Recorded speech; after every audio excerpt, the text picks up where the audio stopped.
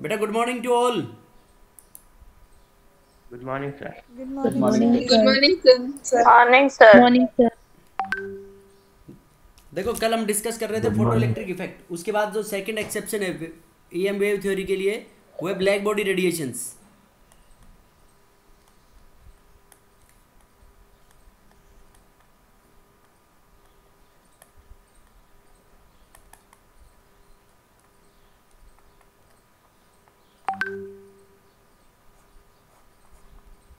देखो बेटा black body क्या होती है। ब्लैक बॉडी होती है perfect absorber and perfect emitter of energy.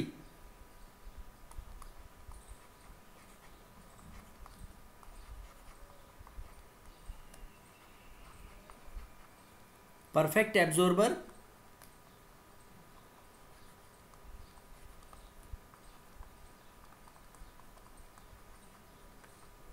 Black body is the perfect absorber and perfect emitter. ठीक है बेटा, जो पूरी तरीके से रेडिएशंस को एब्जॉर्ब कर ले और पूरी रेडिएशंस को क्या कर दे, एमिट कर दे। Emit. That is which black can body radiation. which can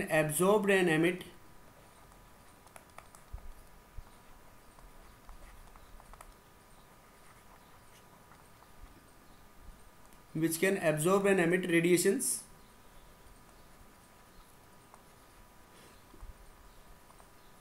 of all frequencies। जो सभी रेडिएशंस को एब्जॉर्ब कर ले और सभी को क्या कर दे बेटा, एमिट कर दे, उसको क्या बोलते हैं हम, ब्लैक बॉडी।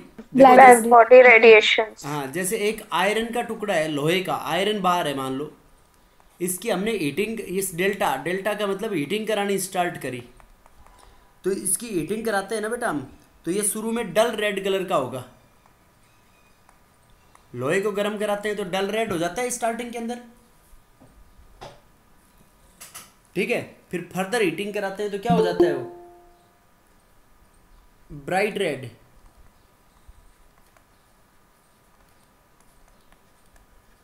उसके बाद फर्दर हीटिंग कराएंगे तो येलो, और फिर फाइनली ब्लू कलर का हो जाता है ये। तो बताओ जब लोहे को हम गर्म करा रहे हैं तो ये इनके कलर चेंज क्यों हो रहे हैं।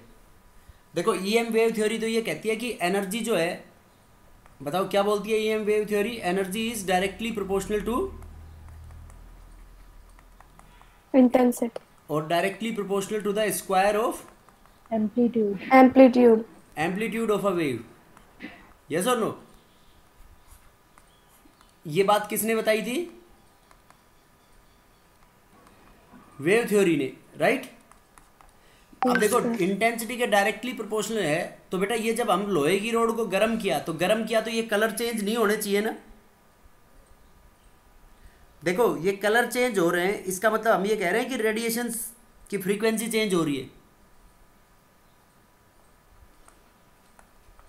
Yes sir. इन अलग अलग कलर की अलग अलग फ्रीक्वेंसी होती है बेटा, या अलग अलग वेवलेंथ होगी।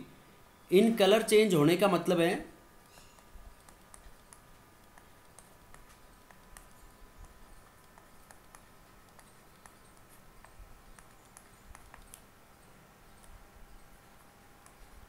radiations of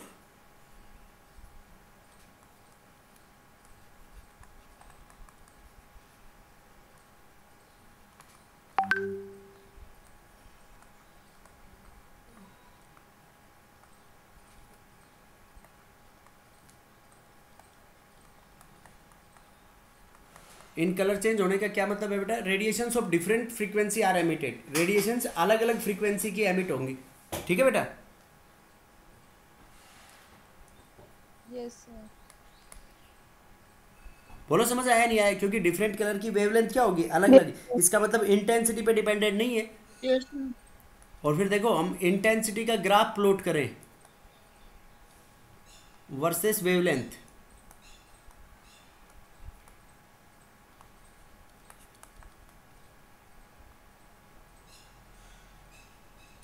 ये T1 टेम्परेचर पे पहले ऐसे आता है इंक्रीजिंग और फिर डिक्रीजिंग। ये T2 टेम्परेचर पे, this one is at T1 where T1 is less than T2। देखो टेम्परेचर हाई हुआ तो इंटेंसिटी तो चेंज हो सकती है ना, यस और नो। देखो यहाँ पहले यस सर।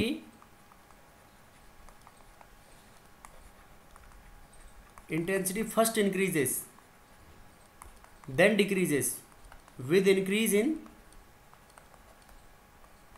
वेवलेंथ। देखो इंटेंसिटी बेटा पर्टिकुलर टेम्परेचर के ऊपर, ये पर्टिकुलर टेम्परेचर T1 टेम्परेचर देखो पहले बढ़ी और फिर क्या हो रहा है, Decrease. डिक्रीज हुई वेवलेंथ चेंज करने से, यस और नो। Yes, sir. बोलो बेटा। और कलर चेंज हुआ तो इस कलर चेंज का मतलब क्या हुआ कि रेडिएशंस की जो एनर्जी है वो इंटेंसिटी पे डिपेंडेंट नहीं है, किसके ऊपर डिपेंडेंट है, फ्रीक्वेंसी के ऊपर डिपेंडेंट Frequency. है। फ्रीक्वेंसी। तो मतलब वेव थ्योरी की कॉन्ट्राडिक्टरी बात होगी ना बेटा ये। बोलो बेटा समझ में आया नहीं आया। Yes, sir. Intensity first increases then decreases with increase in lambda. Lambda change होगा तो ऐसे इंटेंसिटी के अंदर भी चेंजेस आएंगे, पहले इंक्रीज होगी फिर डिक्रीज हो जाएगी पर्टिकुलर टेम्परेचर पे। हाउएवर टेम्परेचर हाई कर देंगे तो हाई टेम्परेचर के ऊपर इंटेंसिटी क्या हो रही है, देखो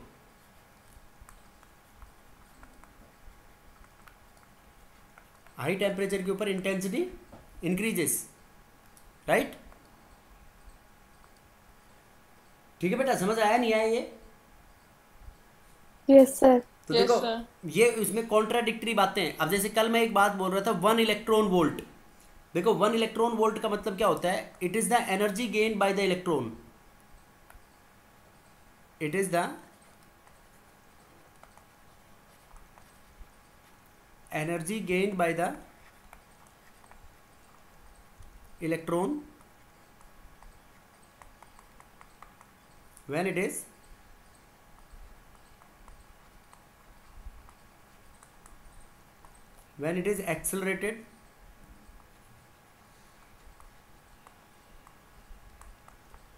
accelerated from rest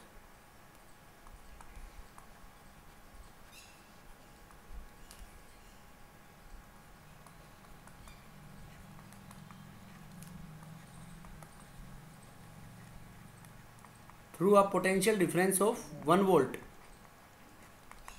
देखो बेटा इलेक्ट्रॉन कितनी एनर्जी गेन करेगा जब उसको पोटेंशियल डिफरेंस 1 वोल्ट तक एक्सेलरेट कर दे, तो उसको क्या बोलेंगे हम, वो 1 इलेक्ट्रॉन वोल्ट हो गया। देखो यहाँ पे मान लो 1 वोल्ट है एनर्जी, ये 1 वोल्ट की बैटरी लगा दी और यहाँ पे इलेक्ट्रॉन की एनर्जी कितनी है 0 वोल्ट। तो इस इलेक्ट्रॉन को यहाँ से कहाँ भेज दें बेटा, हम 1 वोल्ट तक भेज दें, ठीक है। तो 1 इलेक्ट्रॉन वोल्ट के बराबर हो जाएगी ना उसकी एनर्जी। एक्सेलरेटेड फ्रॉम रेस्ट मतलब रेस्ट से हम उसको क्या कर रहे हैं, एक्सेलरेट कर रहे हैं। बोलो बेटा। Yes, sir. देखो तुमने एनर्जी कंजर्वेशन का प्रिंसिपल पढ़ा है, मतलब total energy remain same, yes और नो, कंजर्व रहती है ना टोटल एनर्जी।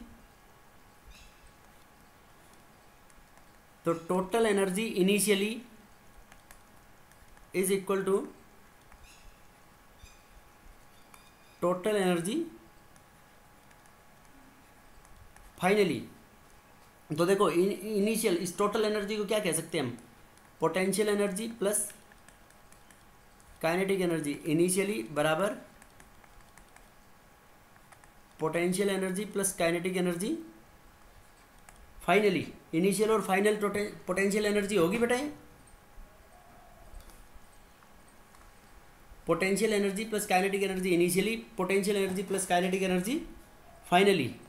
तो देखो Finally. माइनस ई इलेक्ट्रॉन के ऊपर माइनस चार्ज हो गया इनटू 0 प्लस काइनेटिक एनर्जी तो रेस्ट पे है, तो काइनेटिक एनर्जी क्या होगी 0। अब उसको एक्सेलरेट कर दिया माइनस ई, कितनी वोल्ट तक एक्सेलरेट किया है 1 वोल्ट। ये शुरू में क्या थी potential volt 0 volt plus kinetic energy मान लो उसकी हाफ mv फाइनल स्क्वायर। तो ये देखो 0 को ई से करेंगे 0, ये भी 0। तो देखो काइनेटिक एनर्जी बराबर ये 1 वोल्ट आगे चला जाएगा, तो यहाँ से हम क्या कह सकते हैं उसकी काइनेटिक एनर्जी किसके बराबर होगी E into V, 1 electron volt. ठीक है बेटा। अब एक चार्ज पर पोटेंशियल, वो चार्ज इंटू वहाँ इलेक्ट्रॉन वोल्ट, उसकी एनर्जी, तो इसको हम ऐसे पुट कर सकते हैं 1.6 इंटू 10⁻⁻19 जूल। ये होगी 1 इलेक्ट्रॉन वोल्ट की वैल्यू। समझ गए बेटा। ये कहीं भी काम में कैलकुलेशंस के अंदर, जैसे वो फोटो इलेक्ट्रिक इफेक्ट के अंदर किया है ना तुमने, कल एक रिलेशन पढ़ी थी ना अपन, काइनेटिक एनर्जी। काइनेटिक एनर्जी बराबर H new minus H new note. तो यहाँ पे एनर्जी कई बार तुम्हारे पास इलेक्ट्रॉन वोल्ट की टर्म्स में होगी, तो इलेक्ट्रॉन वोल्ट की टर्म्स में ये यूज करना है, डायरेक्ट कन्वर्जन काम में ले सकते हो। ओके बेटा, आवाज नहीं आ रही है क्या? Yes sir. Yes sir. समझ आया नहीं आया ये? आ गया। Yes sir. देखो उसके बाद Bohr's model of an atom.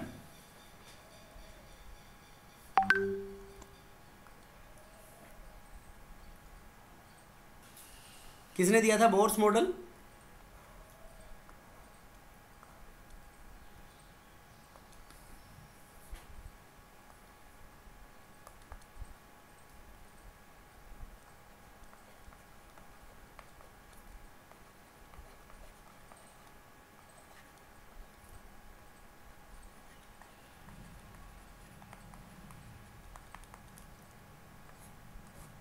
बेटा बोर्स मॉडल किसने दिया था?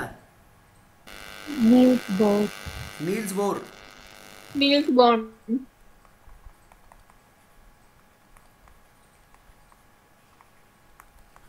इसको हम क्वांटम मैकेनिकल मॉडल भी बोलते हैं।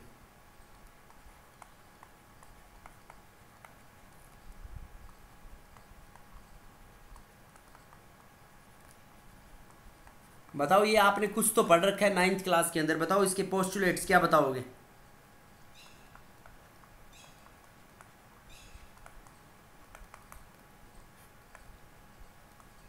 बेटा बेटा बोलो, नील बोर ने electron in the hydrogen atom can be moved around the nucleus in circular path समझ ऐसे कह and सकते हैं fixed एटम radius and देखो atom consist of nucleus. Atom किसका बना हुआ है? न्यूक्लियस। न्यूक्लियस का। न्यूक्लियस का। Nucleus.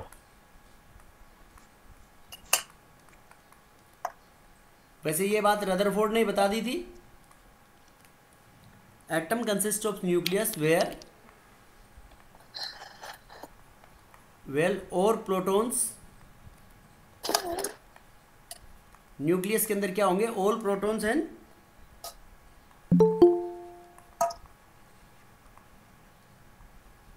Atom consist of a nucleus where all protons and neutrons are present, जिसमें ऑल प्रोटॉन्स और न्यूट्रॉन्स प्रेजेंट होंगे। ठीक है बेटा। एंड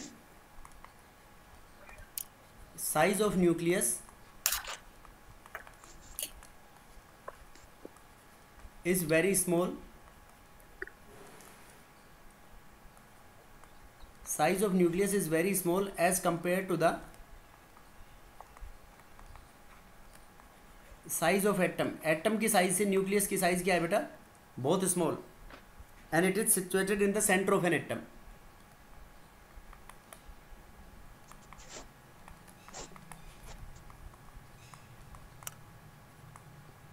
न्यूक्लियस कहाँ प्रेजेंट है बेटा? एटम के सेंटर में। बोलो, ये बात तो रदरफोर्ड ने बता दी थी, कोई डाउट है इसमें किसी को? No sir.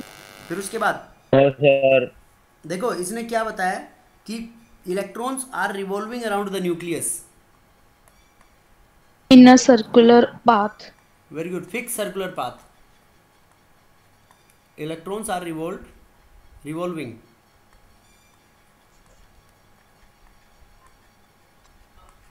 electrons are revolving around the nucleus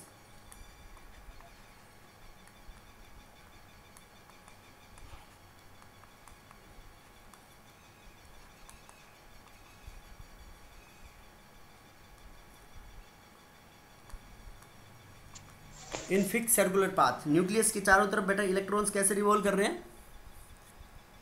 fixed circular path, Fixed circular path. and they are negatively charged. समझ गए बेटा? अब देखो जैसे Yes, sir. इलेक्ट्रॉन की पाथ जो है वो सर्कुलर है, मतलब एज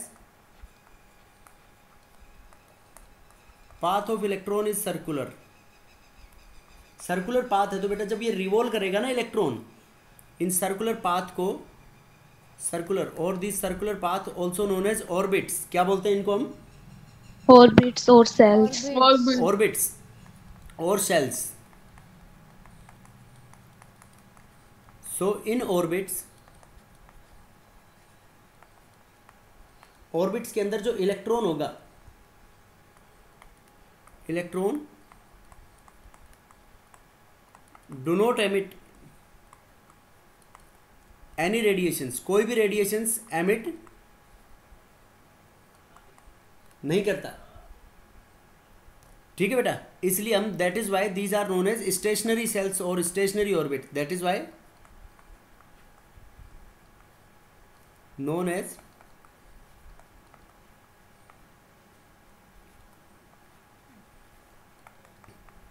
stationary orbits.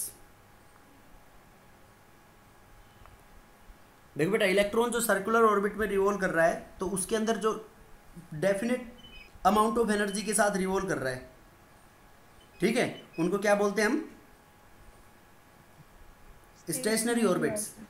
ऑर्बिट्स. बेटा बोलो, समझ में आया नहीं आया? Yes, sir.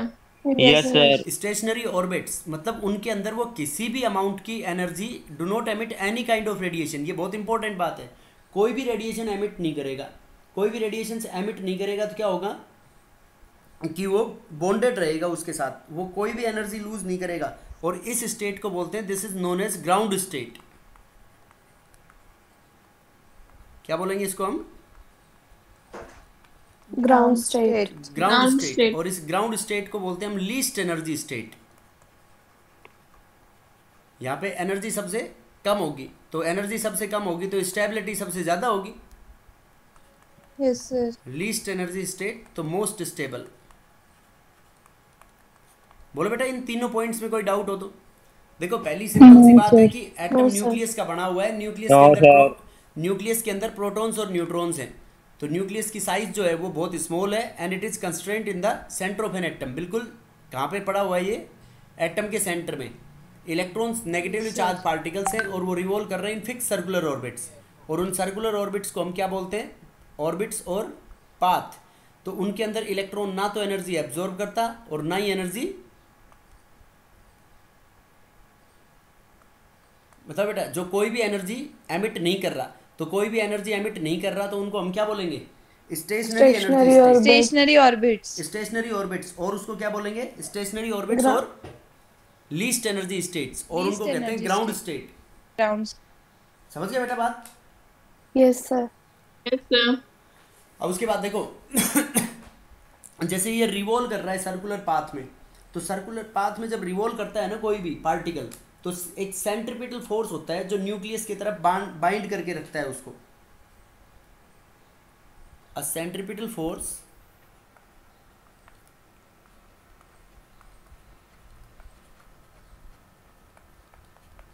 कौन सा फोर्स है बेटा? Centripetal. Centripetal force.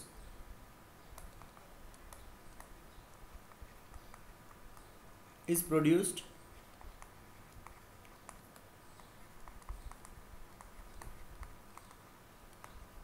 due to attraction of electron by the nucleus. Nucleus के अट्रैक्शन की वजह से क्या प्रोड्यूस होगा बेटा? Centripetal force. ठीक है. Centripetal. अब वो सेंट्रीपिटल फोर्स जो होता है Fc, उसकी वैल्यू होती है mv²/r. क्या होती है बेटा? mv square. mv square upon mv ये देखो, square इलेक्ट्रॉन upon जब सर्कुलर पाथ में घूमेगा तो उसका जो इलेक्ट्रोस्टैटिक फोर्स ऑफ अट्रैक्शन होता है वो बराबर होता है kq1 इंटू q2/r². ये कूलाम्स लॉ पढ़ा होगा ना तुमने? कूलाम्स लॉ नहीं पढ़ा? Electrostatic force of attraction.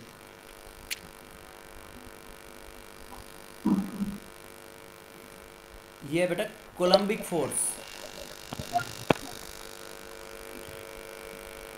Coulombic force between electron and proton. Electron और प्रोटॉन्स के बीच में कौन सा फोर्स हो गया बेटा? ये कोलम्बिक फोर्स हो गया।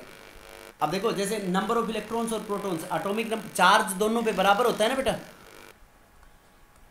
चार्ज बराबर होता है लेकिन अपोजिट होता है, मैग्नीट्यूड बस प्लस माइनस होता है। तो इसको मैं ऐसे पुट कर सकता हूँ k into Z E square upon are square. Yes और no?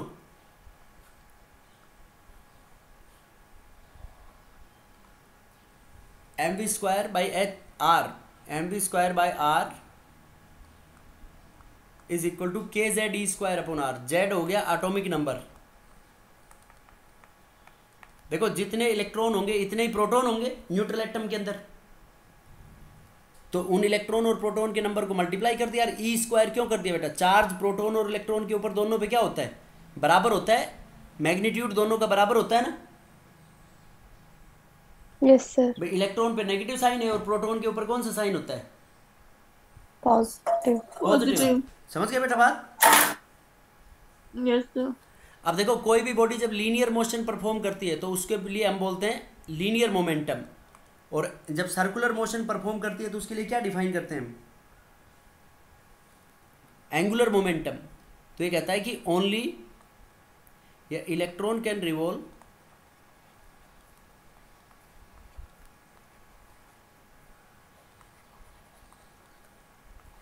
Only in electron can revolve only in those orbits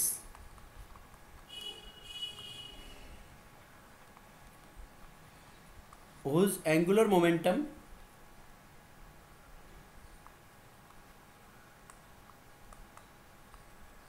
electron can revolve only in those orbits whose angular momentum is integer multiple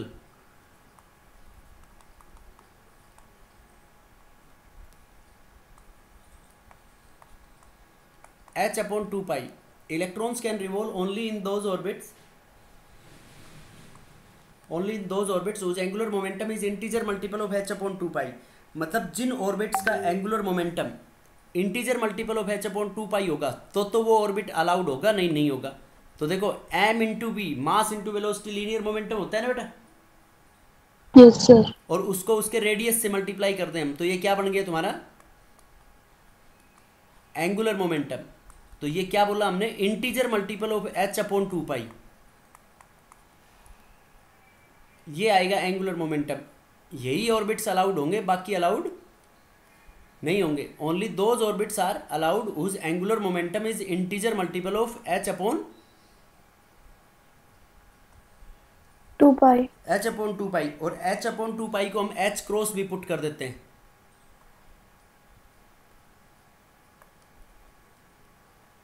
h upon 2 pi is equal to ऐसे h cross. तो देखो n की value जो होगी बेटा इसमें 1 2 3 4 ऐसे कोई भी मतलब फ्रैक्शन के अंदर नहीं हो सकती, ये अलाउड होंगे इनके अंदर। समझ गए?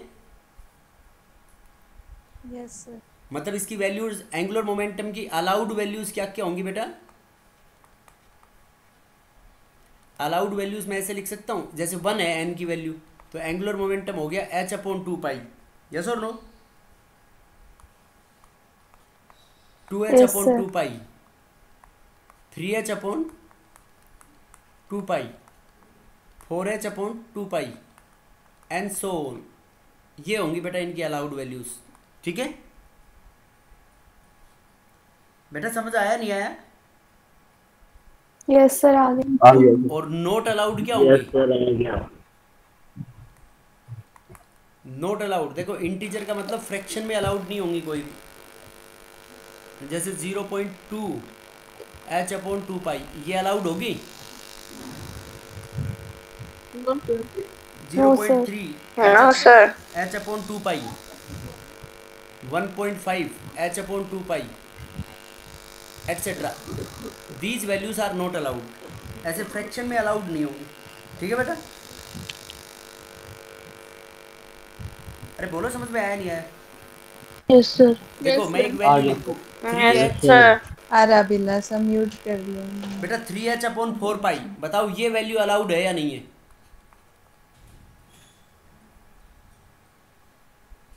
बोलो। नो सर, ये वैल्यू अलाउड नहीं, सर ये इसको मैं 1.5 ही हो गई ना। वेरी गुड, शाबाश बेटा। इसको ऐसे लिख सकते हैं 3h/2 पाई, इसको अलग कर लो 3/2, कर सकते हैं ऐसे हम? Yes sir. तो ये फ्रैक्शन में आएगी, ये वैल्यू अलाउड नहीं होगी। बेटा बोलो ये पांचों पॉइंट में कोई डाउट हो? No sir. No no sir. Sir. देखो क्या No, बोला sir. इसने नो सर। कि इलेक्ट्रॉन्स जो हैं वो सर्कुलर ऑर्बिट्स में रिवॉल्व कर रहे हैं और उन सर्कुलर ऑर्बिट्स के अंदर वही ऑर्बिट्स अलाउड होंगे जिनका एंगुलर मोमेंटम h/2 पाई का क्या होगा, इंटीजर मल्टीपल। एक क्या कहा कि इलेक्ट्रॉन जब रिवॉल्व करता है सर्कुलर पाथ में तो वो एक सेंट्रीपिटल फोर्स होता है जो उसको बाइंड करवाता है इलेक्ट्रोस्टैटिक फोर्स के साथ, तो वो mv² बराबर kze² r²। और न्यूक्लियस एक बहुत छोटा सा पार्ट है जिसकी साइज बहुत छोटी है as compare to the size of an atom, जिसके अंदर ये प्रोटॉन्स और न्यूट्रॉन्स रखे हुए हैं। और इलेक्ट्रॉन्स जो रिवॉल्व कर रहे हैं सर्कुलर पाथ के अंदर, दे revolve with definite amount of energy, वो एनर्जी एमिट नहीं करते। तो एनर्जी एमिट नहीं करते तो उनको हम क्या बोलते हैं, स्टेशनरी स्टेट्स। बेटा बोलो समझ गए क्या यहां तक? Yes sir. उसके बाद देखो Yes.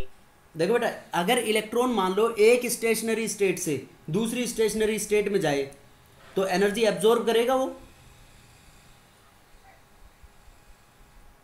Yes sir. देखो Yes, बेटा sir. क्या बोलना चाह रहा हूं मैं, जैसे when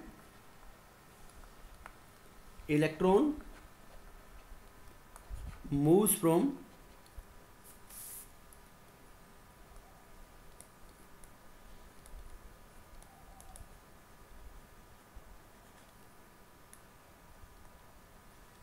when electron moves from one stationary state to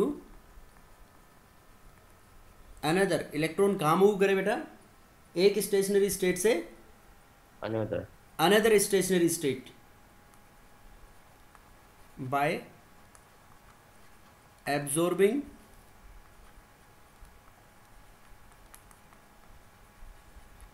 और emitting एनर्जी। या तो एनर्जी एब्जॉर्ब करेगा या एनर्जी क्या करेगा बेटा, एमिट करेगा। और वो किसके बराबर होगा, that will be equal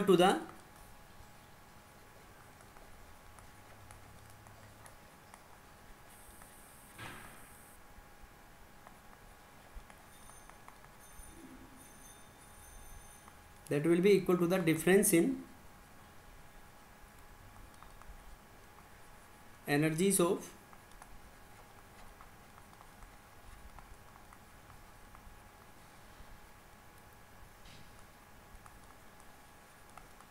that will be equal to the difference in energies of two stationary states, दो stationary states की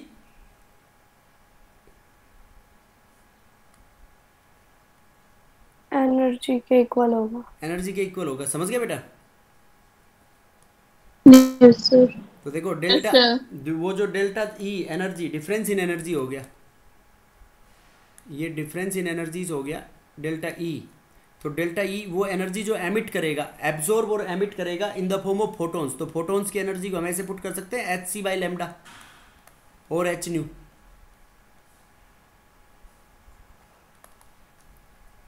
बाय एब्जॉर्बिंग और एमिटिंग, बाय एब्जॉर्बिंग और एमिटिंग अ फोटोन, ऐसे कह सकते हैं a photon of energy that will be equal to the difference in energy of two stationary state. देखो delta E तो हो गया डिफरेंस इन एनर्जी, और उनकी एनर्जी किसके बराबर होगी बेटा, एक फोटोन के बराबर होगी। फोटोन के। समझ गए? तो फोटोन की एनर्जी क्या होती है, एच न्यू, और एच न्यू की जगह पे क्या लिख सकते हैं हम, c/λ। c/λ। समझ गए बेटा? यस तो सर। लीस्ट एनर्जी स्टेट क्या होगी इसकी, ग्राउंड स्टेट को क्या बोलेंगे हम, लीस्ट एनर्जी स्टेट। ठीक है?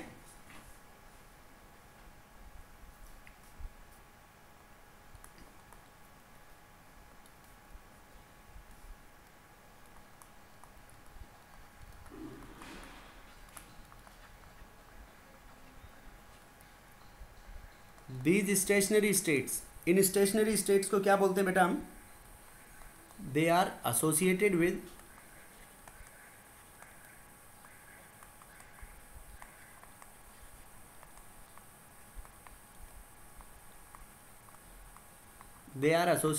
Definite amount of energy. ये एनर्जी स्टेट्स किसके साथ एसोसिएटेड है बेटा? Definite amount. Definite amount of energy. Definite amount of energy. और इनको हम नाम देते हैं से KLMN सेल्स। सुना होगा ना ये 9th में। Yes sir. Yes, sir. तो Yes, K sir. Cell first cell को बोलेंगे, M cell, L second Second को, cell. Third, four and so on, ऐसे। समझ गए? Yes, sir. बोलो बेटा, कोई डाउट हो तो? No, sir. No, sir. No sir. No sir.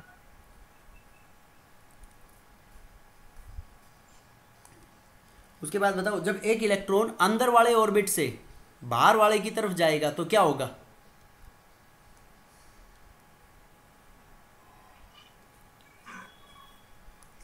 बेटा व्हेन इलेक्ट्रॉन मूव्स फ्रॉम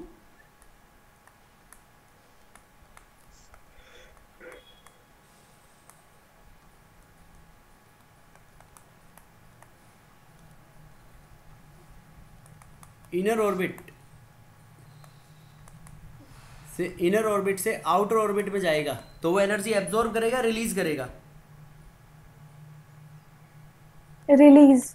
बेटा रिलीज कैसे करेगा? जब डेफिनेट अमाउंट ऑफ एनर्जी है, नीचे से अंदर से बाहर की तरफ जा रहा है, तो अंदर से बाहर की तरफ जा रहा है तो एनर्जी को एब्जॉर्ब करेगा। समझ नहीं आया। देखो ऐसे समझ लो, ये तो न्यूक्लियस है तुम्हारे पास, और ये न्यूक्लियस के चारों तरफ ये इलेक्ट्रॉन्स है। यस और नो?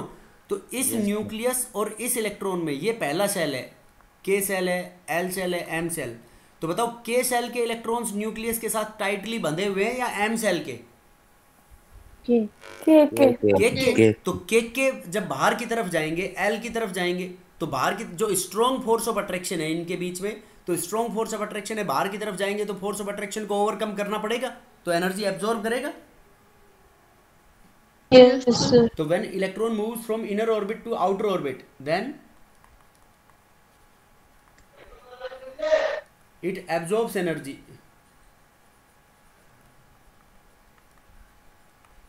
अच्छा। In the form of quantum, वो क्वांटम की फॉर्म में एनर्जी एब्जॉर्ब करेगा। ठीक है बेटा? Yes sir. और आउटर से इनर में आएगा जब? Release. Release. Very good. Outer orbit to Inner inner orbit. Orbit. देखो इनर ऑर्बिट में आएगा तो ये क्या करेगा? It Release. Release release energy in energy. The form of quantum. Quantum. ये क्वांटम की फॉर्म में एनर्जी Quantum. रिलीज करेगा। ठीक है बेटा? समझ में आया नहीं आया? Yes sir. Yes, sir. Yes, sir. अब देखो उसके बाद एक टर्म आती है एक्साइटेड स्टेट। देखो जैसे तुम्हारे को बोल देते हैं ना, ज्यादा एक्साइट क्यों हो रहा है, तो बताओ क्या मतलब हो उस बात का? तुम एक्साइट हो रहे हो तो स्टेबल बन रहे हो, अनस्टेबल बन रहे हो? अनस्टेबल। अनस्टेबल बन रहे हो। तो एक्साइटेड स्टेट को हम क्या कैसे डिफाइन कर सकते हैं बेटा, हम बताओ? देखो ground state least energy state हो गया, और excited state is most Higher energy state. Higher energy state. Higher energy state को क्या बोलेंगे बेटा हम? Excited state. तो ये कह सकते हैं कि electron absorbs energy and moves in excited state. Yes, sir. That is electron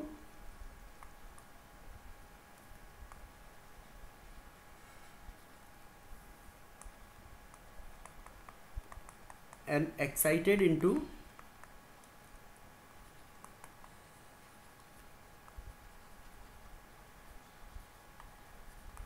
electron energy absorb करेगा और कहाँ चला जाएगा बेटा? हाई एनर्जी स्टेट के अंदर चला गया। अब देखो अगर ये बहुत इंपॉर्टेंट बात बता रहा हूँ बेटा मैं, very very important this is, क्योंकि ये क्वेश्चंस के अंदर न्यूमेरिकल में गिवन होगा इस तरीके से, जैसे if electron in excited state को हम ES से रिप्रेजेंट कर रहा हूं मैं इसे। If electron in first excited state, इसका मतलब ये समझोगे तुम, n की वैल्यू क्या है, कौन से शेल में है वो इलेक्ट्रॉन, 2 में है वो। देखो फर्स्ट एनर्जी स्टेट तो बेटा क्या हो गया, ग्राउंड स्टेट हो गया ना, वो तो लीस्ट एनर्जी स्टेट। तो लीस्ट एनर्जी स्टेट से हम बोल रहे हैं कि इलेक्ट्रॉन फर्स्ट एक्साइटेड स्टेट में चला गया। तो मतलब कौन से सेल में इलेक्ट्रॉन, कैसे पहचानोगे उसकी पोजीशन, बताओ बेटा, कौन से सेल में है वो? L. एल सेल बताने की जरूरत नहीं है। मतलब एन की वैल्यू क्या होगी तुम्हारी, 2. 2। अगर इलेक्ट्रॉन सेकंड एक्साइटेड स्टेट में, तो उसका मतलब क्या हुआ बेटा,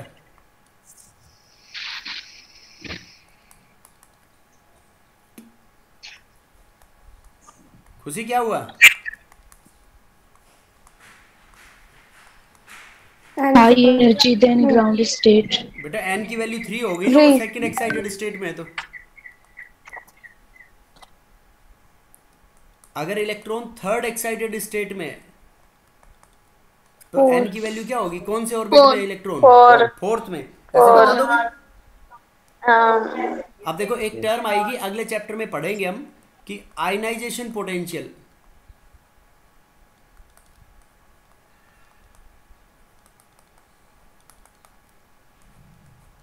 आयनाइजेशन पोटेंशियल, देखो बेटा आयनाइजेशन पोटेंशियल का मतलब क्या है कि it is the minimum amount of energy required to escape out an electron from ground state of an atom. It is the minimum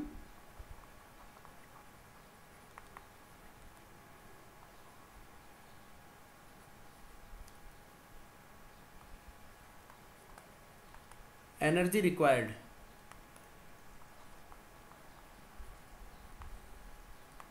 to escape out an electron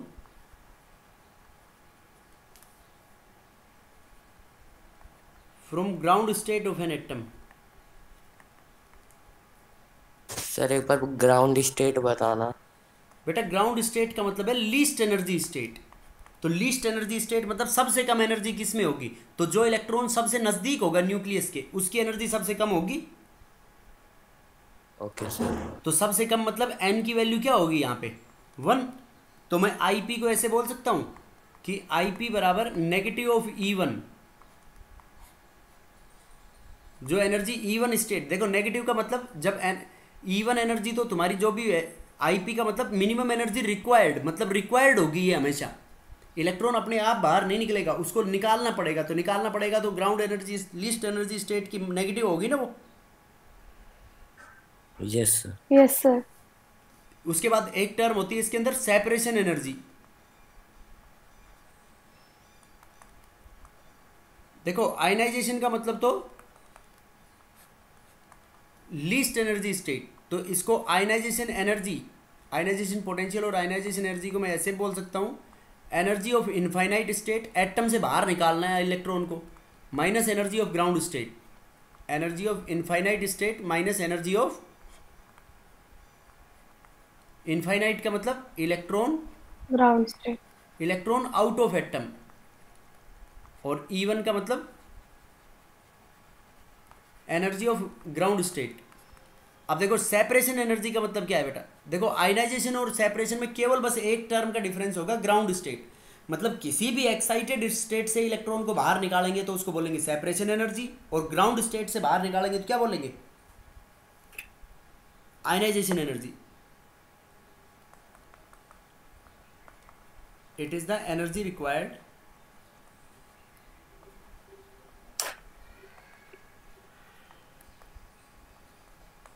it is the energy required to remove electron.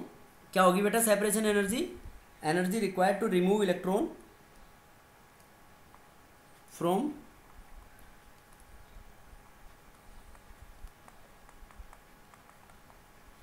Any excited state. ठीक बेटा, और ये atom भी कह सकते हैं और gaseous atom बोलेंगे ये इसके अंदर हम, फ्रॉम एक्साइटेड स्टेट। अगर एक्साइटेड स्टेट से इलेक्ट्रॉन को बाहर निकालोगे तो क्या बोलेंगे उसको हम, सेपरेशन एनर्जी। और Separation energy. ग्राउंड स्टेट से बाहर निकालोगे तो क्या बोलेंगे उसको हम? Ionization energy. Ionization potential. समझ गए दोनों में डिफरेंस? Yes, sir. तो ये Yes, sir. इनफाइनाइट स्टेट के ऊपर एनर्जी क्या हो जाएगी? Zero.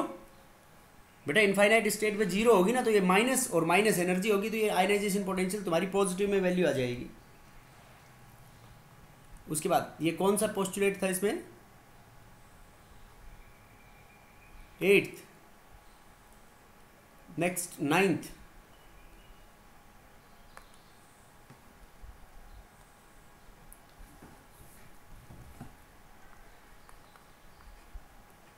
Bourse model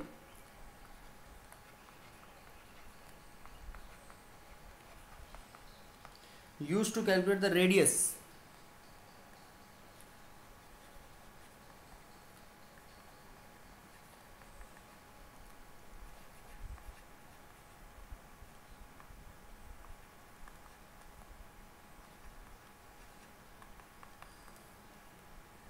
Bohr's model use to calculate the radius of Bohr orbit. Bohr orbit का रेडियस कैलकुलेट करने में भी हेल्पफुल है बेटा ये बोर्स मॉडल।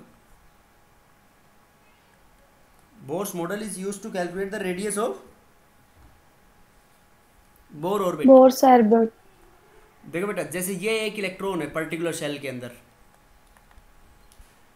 तो ये इलेक्ट्रॉन मान लो v वेलोसिटी से मूव करता है, तो इसको जो अंदर की तरफ फोर्स बांध के रखेगा, और एक इसको ये यहाँ पे मान लो न्यूक्लियस है, ये पॉजिटिव क्या बना दिया हमने यहाँ पे?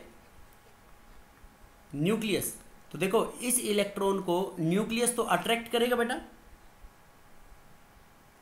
न्यूक्लियस अट्रैक्ट करेगा तो उसको क्या बोलेंगे हम? Coulombic force. और सेंट्रीपिटल फोर्स इसको बाहर फेंकने की कोशिश करेगा, लेकिन दोनों बाहर नहीं जाएंगे, इलेक्ट्रॉन बाहर नहीं जाएगा। इसका मतलब बाहर नहीं जाएगा तो सेंट्रीपिटल और कोलम्बिक फोर्स दोनों बराबर हो जाएंगे। बोलो। Yes sir. बेटा दोनों बैलेंस रहेंगे। देखो एक फोर्स तो जब तुम वो एक जो मैरी गो राउंड होता है ना, उसके अंदर जब घूमते Yes, हो, रिवॉल्व करते हो, तो ऐसे लगता है ना कि गिरोगे, लेकिन उसमें गिरते हो क्या? तुम नहीं गिर पाते हो, क्योंकि एक फोर्स है वो तुम्हारे को बाहर की तरफ धकेलता है और एक फोर्स तुम्हारे को अंदर की तरफ खींचता है। अंदर के साइड तो दोनों बैलेंस हो जाएंगे, तो electron remains in the atom, और मतलब सर्कुलर पाथ में ही रहेगा। Yes sir. व्हेन बोथ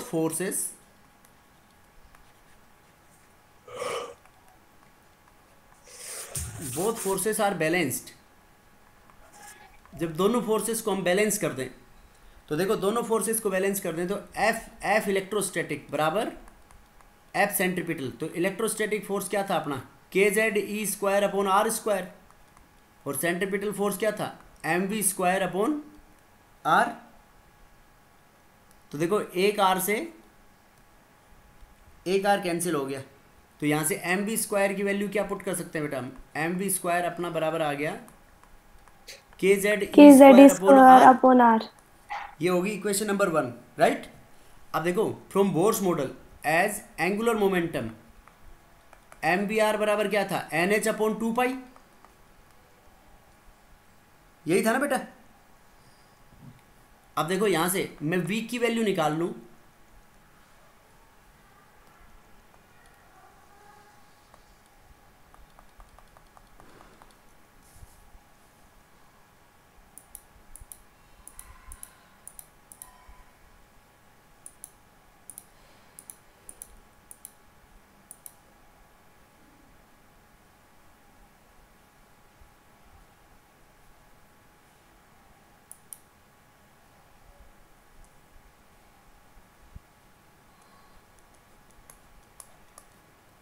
देखो बेटा this implies m we square बराबर आ गया अपना के Z E square upon r. K Z E square upon r. This is equation number 1। अब देखो यहां से v बराबर क्या हो गया अपना? N H upon 2 pi into M R. बोलो बेटा। Yes, sir. अब ये Yes, वैल्यू sir. तुम यहाँ पे पुट कर दो इस v के अंदर, तो बताओ क्या आ जाएगी तुम्हारी वैल्यू। देखो n इंटू वी स्क्वायर करना है तुम्हारे को ये v की वैल्यू, तो ये हो गया n square h square upon 2 का स्क्वायर, ये 4 pi square into m square r square, तो एक m से एक m कट जाएगा, तो ये बच गया आपके पास n square h square upon 4 pi square into M R square, और ये किसके बराबर आ गया, के जेड ई स्क्वायर अपॉन आर। तो एक आर से एक आर क्या हो जाएगा बेटा, कैंसिल हो जाएगा, तो यहाँ से बताओ आर की वैल्यू आ जाएगी नहीं आएगी, तो आर बराबर N square H square upon 4 pi square M into K Z ई स्क्वायर। बोलो बेटा समझ आया नहीं आया?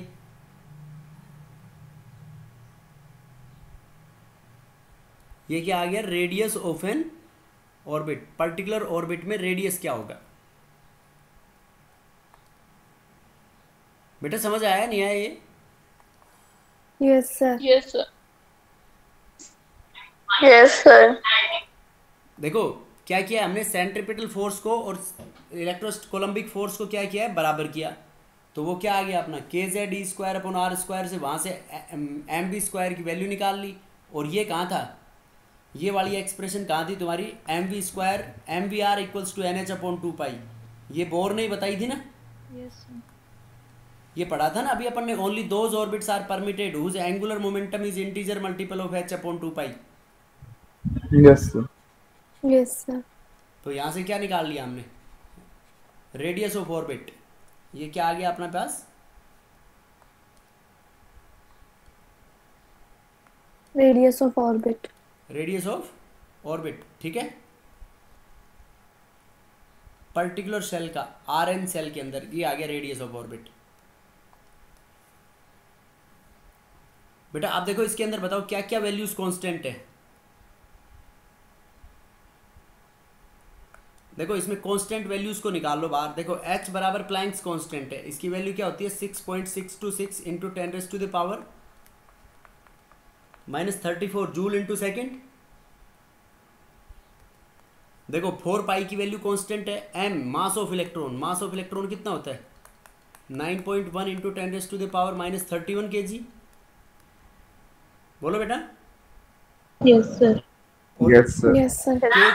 के की वैल्यू बेटा कांस्टेंट होती है, के बराबर होता है 1/4 पाई एप्सिलॉन नॉट, और इसकी वैल्यू होती है 9 इंटू 10 की power 9 newton metre square upon coulomb square. ये के की वैल्यू होगी। जेड पर्टिकुलर एटॉमिक नंबर होगा एलिमेंट का,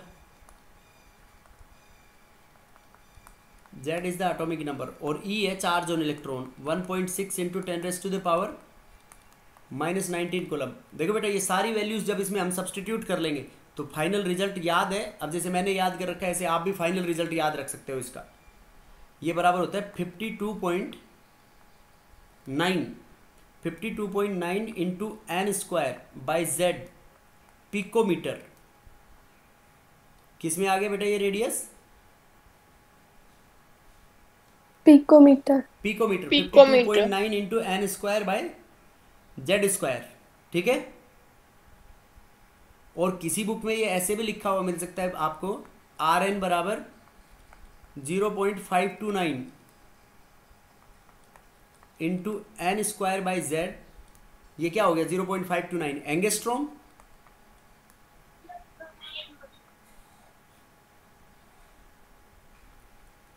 समझ गए बेटा? Yes, sir. बेटा बोलो इसमें रेडियस Yes. में कोई डाउट हो तो किसी को यहाँ तक। No. सर अब देखो उसके No, बाद sir. निकालते हैं हम वेलोसिटी ऑफ इलेक्ट्रॉन, मतलब पर्टिकुलर सेल के अंदर मूव करेगा तो किस वेलोसिटी से मूव करेगा।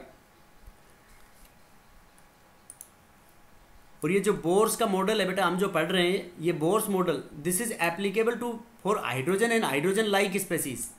किसके लिए एप्लीकेबल है ये, Hydrogen and hydrogen-like species. Like मतलब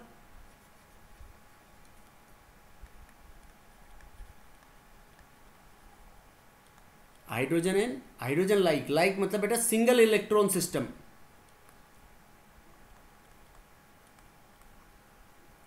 hydrogen and hydrogen like species that is one electron. देखो बेटा हाइड्रोजन तो है, हाइड्रोजन के लाइक कैसे बोल सकता हूं मैं, He प्लस। देखो हीलियम में 2 इलेक्ट्रॉन थे, एक इलेक्ट्रॉन उसने लूज कर दिया तो हाइड्रोजन के जैसा बन गया नहीं बेटा। Li+2, Li+2 के ऊपर भी एक इलेक्ट्रॉन है। B+3 के ऊपर भी कितने इलेक्ट्रॉन है, एक इलेक्ट्रॉन है, एटसेट्रा। इनके लिए एप्लीकेबल होगा ये, राइट। बोलो। अब देखो बेटा ऐसे कह सकते हैं कि if element is same,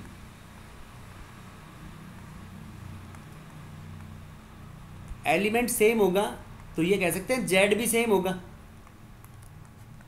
element same तो जेड भी सेम, तो आर एन किसके डायरेक्टली प्रोपोर्शनल होगा, या आर एन इक्वल टू क्या कह सकते हैं, आर एन इक्वल टू कह सकते हैं कि radius of first shell into N square.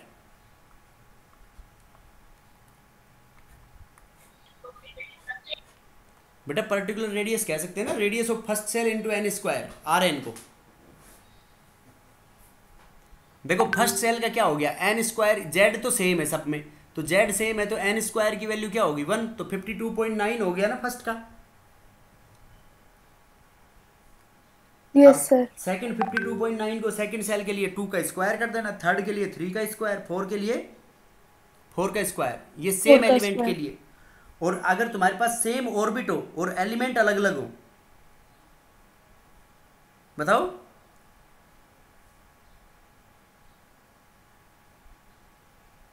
बोलो बेटा फिर क्या करेंगे।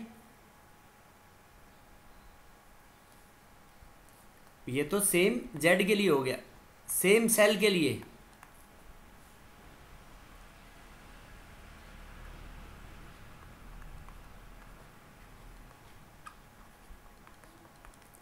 सेम सेल और ऑर्बिट के लिए बताओ क्या करेंगे हम। देखो जैसे मान लो He+ ले लो हाइड्रोजन के लाइक, तो इसके लिए R1 की वैल्यू क्या आएगी बेटा,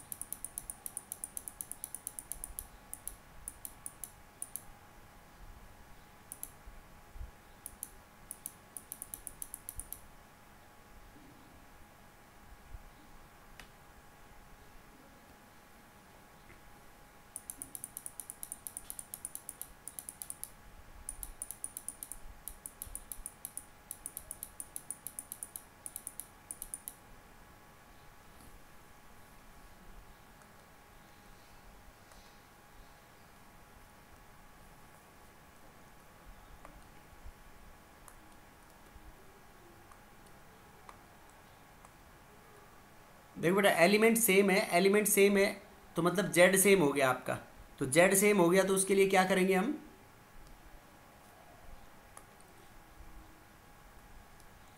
तो we can write Rn equals to R1 radius of 1 into N square, N square. और यहाँ पे इफ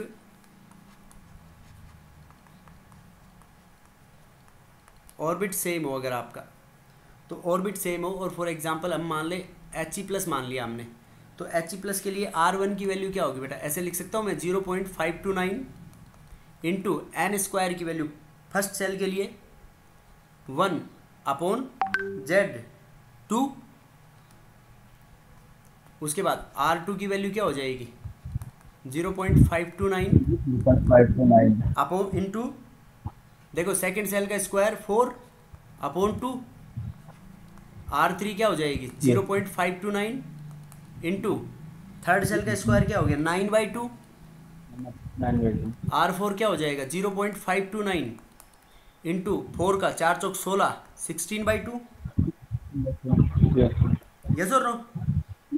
yes sir तो Yes, इसको मैं ऐसे पुट कर सकता हूँ बेटा, देखो आर एन पर्टिकुलर एलिमेंट के लिए Z अलग अलग है, तो आर एन बराबर R N of hydrogen, hydrogen के लिए भी सेम वही होगा बेटा, ये R N of hydrogen upon Z. मतलब जो NH सेल में हाइड्रोजन का होगा वो ही किसी भी एलिमेंट के लिए हो जाएगा, बस जेड ही तो डिफरेंट होगा उसमें। बन दीजिए। बाकी बेटा next we will continue tomorrow, okay. इसकी velocity okay sir. Okay, sir. Calculate करेंगे और total energy, kinetic energy, Okay, sir. Potential energy in Bohr's orbit. Okay, thank you, you may leave. Thank you Thank sir. you, sir.